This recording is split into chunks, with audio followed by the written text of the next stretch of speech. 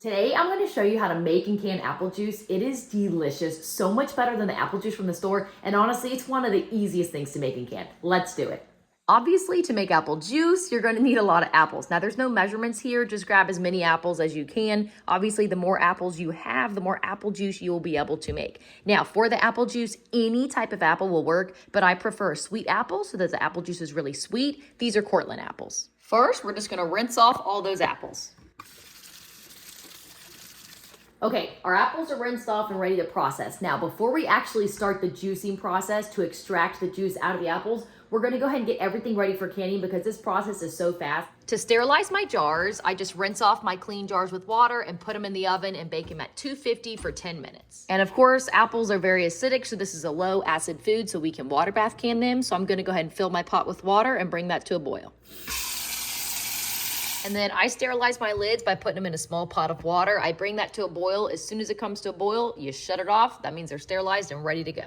And I'm also gonna bring a medium-sized pot of water to a boil as well to use during this process. Let me explain. Store-bought apple juice is diluted with water. So if you want your homemade apple juice to taste exactly like store-bought, you'll need to boil some water to then mix in with your apple juice when you make it until you get it the taste that you want it. The straight apple juice extracted from apples is really strong, which I love, but a lot of people don't like it that strong. So there's no measurements here, just boil some water and you can mix that with the juice. I'll show you that here in just a minute. Okay, now we're ready to make our juice. So I'm going to be using a juicer, but if you do not have a juicer, that's okay. There's a lot of ways that you can extract the juice out of the apples. You can use an apple press. If you don't have an apple press, you can use a juice extractor. If you don't have that, the old-fashioned way, if you have no equipment, is you just get a big pot. You dice up all your apples whole, don't take anything out.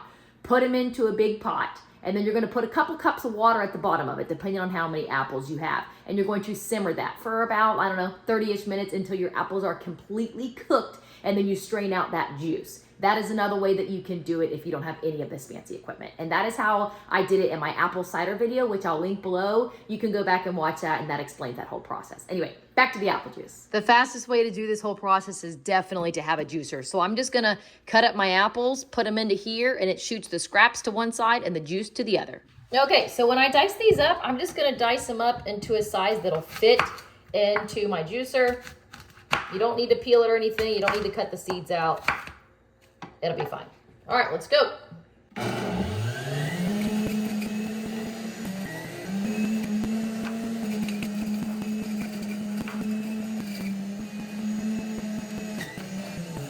I'm gonna show you this up close so you can see it.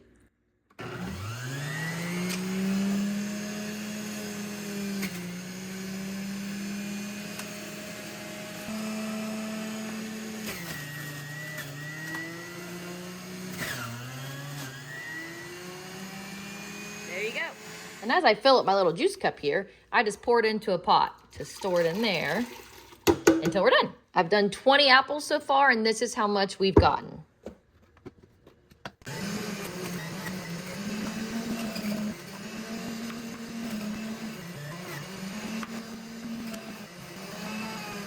All right, we're done processing those apples. For reference, we did 40 apples, and this is how much we ended up with.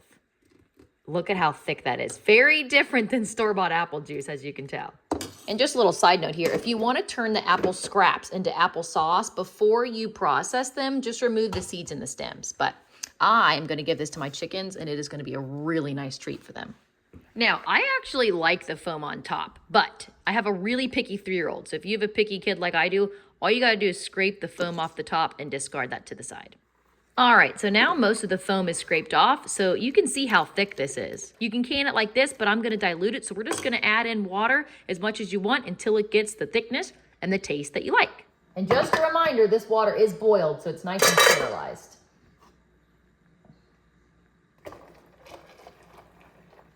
Okay.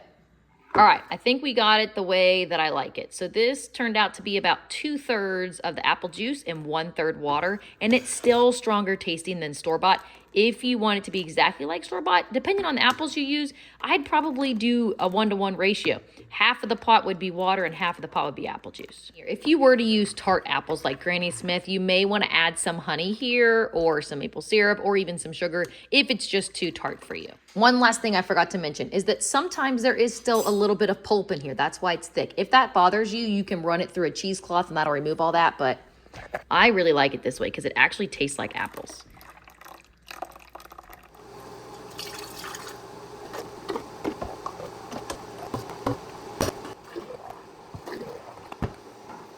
When the pot is really full, I use a ladle to dip it out, but once it's not as full, then I just use the pot to pour it in.